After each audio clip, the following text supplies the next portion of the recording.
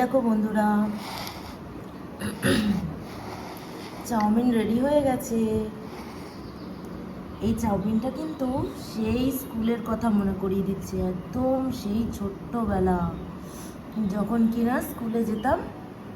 একদম ছোটবেলায় এই সাদা চাউমিন, হলুদ ছাড়া, লঙ্কা দিয়ে, বাদাম দিয়ে, পেঁয়াজ দিয়ে, এটা কিন্তু একদমই স্কুলের চাউমিন।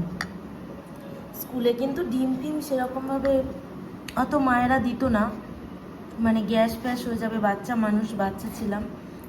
আর তার জন্য আমি কিন্তু সেই স্মৃতিটা মনে করার জন্যই কিন্তু আমি এইভাবে বানিয়েছি, এর মধ্যে ডিমও দিইনি। আর অন্যদিন চাউমিন করলে কিন্তু আমি ম্যাগি মশলাও কিন্তু দিই, বাট আজকে আমি ম্যাগি মশলাও দিইনি। কারণ কি জানো, তখন কিন্তু ম্যাগি মশলা ছিল না। ম্যাগি মশলা কিন্তু মায়েরা দিত না। মায়েদের সেই হাতের ওই আলু, পেঁয়াজ, বাদাম আর লঙ্কা, এইটাই কিন্তু সেই জাদু ছিল। আর সেইটা দেখি এখন খেয়ে কীরকম লাগছে বন্ধুরা। একটু বাদাম নিয়ে নিই, বাদাম উঠছে না চামচে। এই